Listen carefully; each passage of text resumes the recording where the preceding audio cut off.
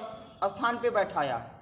भाई यदि देश स्वतंत्र नहीं हुआ होता, अंग्रेज इधर उधर फैले होते, क्या हम लोग बैठ के इतने स्वतंत्र होकर अपने विचार का आदान प्रदान कर सकते? नहीं, बिल्कुल नहीं कर पा रहे थे। तो उन लोगों ने हमारी लड़ाई को लड़ा।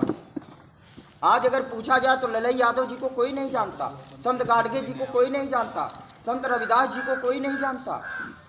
हमारे बीच में पैदा हुए महात्मा ज्योतिबा फूले, सावित्रीबाई फूले जी, जिन्होंने महिला जगत को एक नई दिशा दे दी। सावित्रीबाई फूले जी का जो योगदान है वो कोई महापुरुष कर ही नहीं सकता। कोई कर पाए तो बताएं। ऐसी अवस्था में शिक्षा जैसे कार्य, जब महिलाओं को हर जगह से उपेक्षित किया जाता था, उपेक्षित अर्थात ये मान लीजिए कि उनकी कोई ये था ही नहीं, बस उनके ज़िंदगी में यही था कि शादी हो जाए, उसके बाद जो है जाए वहाँ पर, यही था महिलाओं के लिए। बदलाव आएगा, कब आएगा भाई? ये संस्था क्यों बनाई गई है? यही तो बदलाव है। हम लोग लेट आए भाई, हमारी अवस्था 20-22 साल की है। अगर अभी तो वो समय है, पहले बाल विवाह चलता था, छोटे बच्चे की शादी हो जाती थी, बाद में उसको पता चलता था मेरी शादी हुई। आखिर वो अगर राजा राम मोहन राय जी नहीं पैदा हुए होते, उनको ना लगता कि ये गलत है, भुक्तभोगी थे, उनको लगा कि नहीं ये कुरीति है, इसके खिलाफ आवाज़ उठाना चाहिए, वो अकेले चिल्लाते तो कर पाते। भाई लोग कहे कि हम नहीं करेंगे, हम नहीं करेंगे, बहिष्कार कर दिए इसका, बाल विवाह दूर हुआ, सती प्रथा लोग जलाते थे, दूर हुआ, जौहर प्रथा थी, कितनी कुप्रथाएं थी, लेकिन समाप्त हुई ना।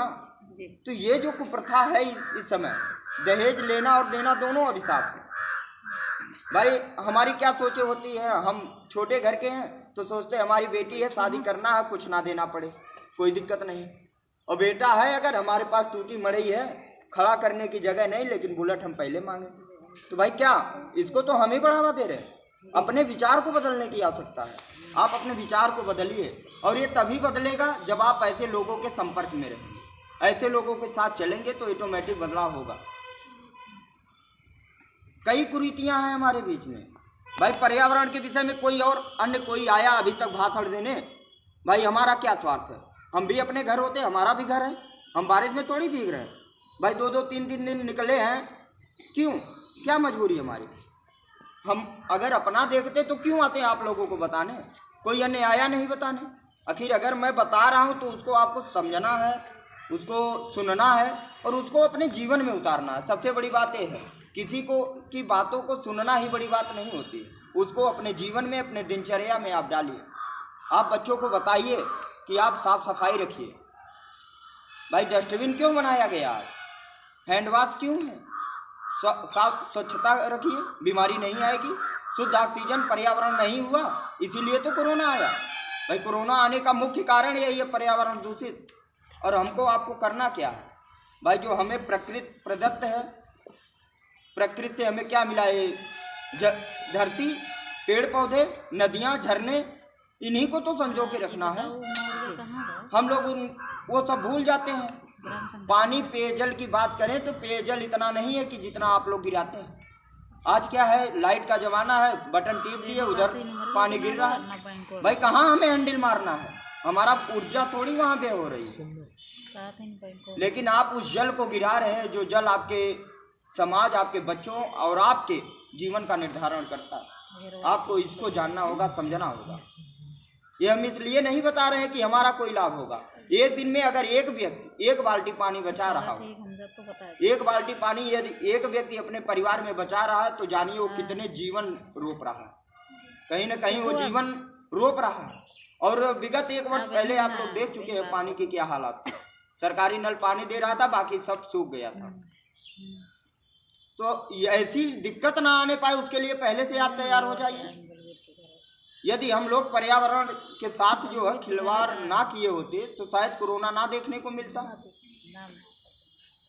सारे चीज़ों के जो कुरीति हमारे आपके समाज में इस समय व्यापक रूप से है, इसके जिम्मेदार हम आप स्वयं हैं।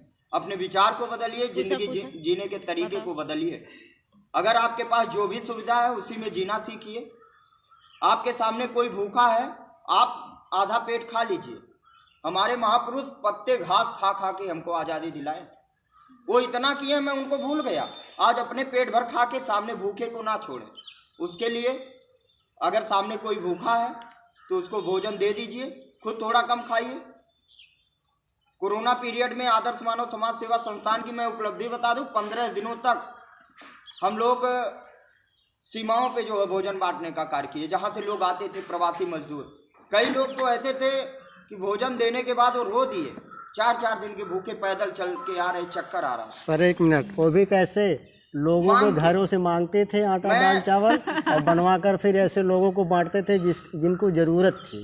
जहाँ पे एक बार मैं और अध्यक्ष जी और 2-3 लोग कोषाध्यक्ष जी बाइक से आ रहे थे, सैनिटाइज करने जा रहे थे, पीठ पे मशीनें लदी थी, 4 लोग आ रहे थे चक्कर खा के, चकरा रहे थे। तो हम रोके, भैया कहाँ से आ रहे हैं, बताएं कि मुंबई से आ रहे हैं।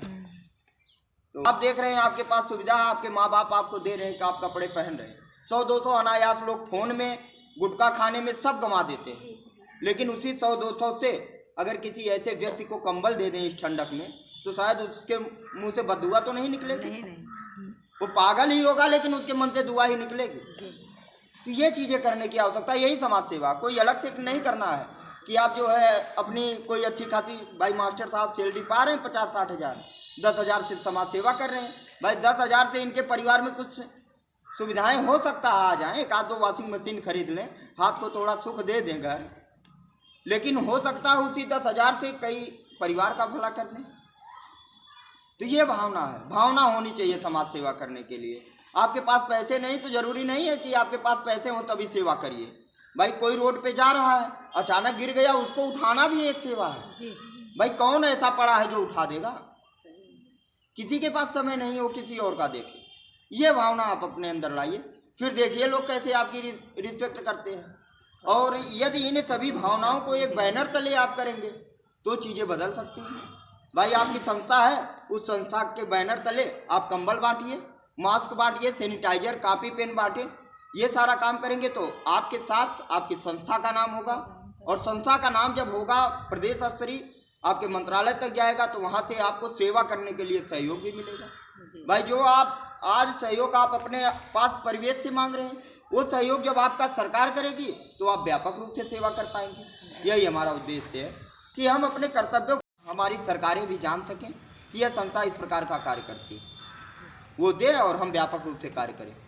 यही सारी बात थी, यही सारी मीटिंग का उद्देश्य यही रहा। हमारा कोई निजी स्वार्थ नहीं, संस्था कोई हमारी अपनी नहीं है, ये आप सबकी है।